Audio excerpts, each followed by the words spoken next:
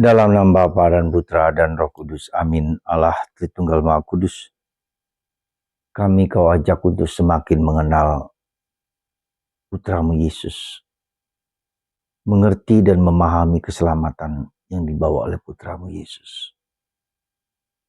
Karena Yesus adalah kepala dan gereja adalah tubuh. Bantu kami untuk menyadari kehadiran Tuhan yang luar biasa itu.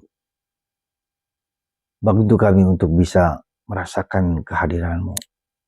Dan kami mendengarkan suara kebaikan, suara cinta kasih dari hati kami.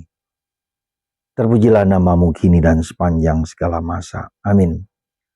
Para saudara, saya ingin mengajak Anda untuk merenungkan bacaan pertama dari surat Paulus kepada umat di Efesus. Yang bagi saya sangat menyentuh, sangat mendalam, dan sangat mengakar. Siapakah aku ini? Apakah gereja itu? Jemaat itu? Saya baca ulang sebentar kalimat yang menurut saya sangat luar biasa. Ya.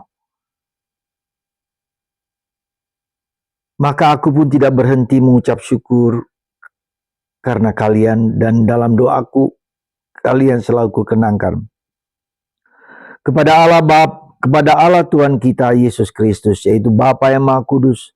Aku mohon supaya kalian diberinya roh hikmat dan wahyu untuk mengenal Dia dengan benar, supaya Ia menjadikan mata hatimu terang, agar kalian mengerti pengharapan apakah yang terkandung dalam panggilannya, yaitu betapa kaya kemuliaan yang dijanjikan akan diwarisi oleh orang kudus, dan betapa hebatnya kuasa bagi kita yang percaya. Coba lihat. Paulus berdoa supaya kita memiliki roh hikmat dan pengertian yang benar tentang keselamatan. Pengertian yang benar tentang Yesus Kristus. Menurut saya, Paulus ini luar biasa berdoa supaya kita mempunyai roh hikmat. Bukan hanya kita cerdas, tapi berhikmat. Yang memperhatikan aspek intelektual, kebenaran, kejujuran, dan jalan yang benar, pengertian benar tentang keselamatan tentang Yesus. Lalu supaya mata hati kita menjadi terang, ya, agar kita mengerti pengharapan apa yang terkandung dalam panggilan itu. Betapa kaya kemuliaan janjikan akan diwarisi oleh orang-orang kudus. Saudara, sebegitu dalamnya kita itu. Dan kita harus tahu, sadar sungguh-sungguh, DNA kita itu adalah bagian dari DNA Tuhan. Kalau kita melukis, saudaraku yang terindah, pasti di bawahnya ditulis pelukisnya Romo Julius Sudanoto.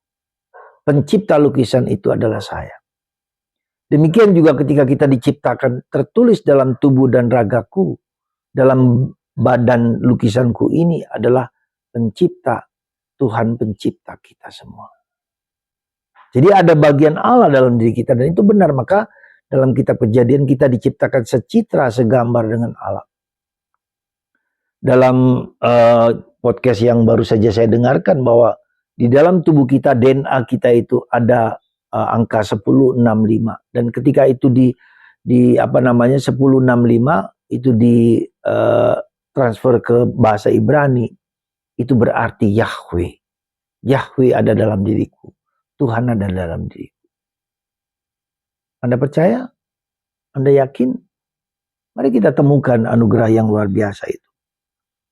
Nah, kemudian kedua, kita bisa melihat kekuatan itu sesuai dengan daya kuasa Allah yang berkarya dalam diri Kristus, yakni kuasa yang membangkitkan Kristus dan dari antara orang mati, serta menempatkan Dia di sisi kanan Allah, Bapa yang Maha Kuasa. Coba saudara, ya. Surga, warisan surga itu diberikan kepada kita. Segala kuasa bertekuk lutut di bawah kaki Yesus. Yesus adalah kepala, kita adalah tubuhnya. Maka mari saudaraku terkasih, kita mengenal siapa kita itu. Sekali lagi, kita harus mengenal siapa kita itu. Kita diciptakan oleh Allah, Allah ada dalam diriku. Maka kita harus hidup sesuai dengan panggilan yang luar biasa itu. Saudaraku terkasih dalam Kristus, dalam bacaan Injil hari ini kita diajak untuk apa? Untuk tidak menghujat Roh Kudus. Artinya apa? kita diajak untuk tidak bebal, tidak jugul, tidak keras kepala, tidak stubborn, tapi mendengarkan suara kebaikan yang Tuhan telah tanam dalam hatiku, dalam hati Anda. Jadi ketika kita diciptakan, suara Tuhan ada dalam diri kita. Suara hati, lakukan yang baik, hindari yang jahat. Dan lebih daripada itu, suara Allah yang mengendaki kita untuk melepaskan egoisme kita, untuk menghancurkan egoisme kita, untuk taat kepada Tuhan, bukan kepada siapapun, kepada Allah saja. Dan itulah panggilan kita. Saudaraku terkasih, apa yang saya sampaikan, yang saya katakan ini merupakan suatu anugerah yang kita harus mengerti dengan baik, bukan sekedar hanya tahu apa yang saya sampaikan, tetapi memiliki pengertian yang benar tentang keselamatan.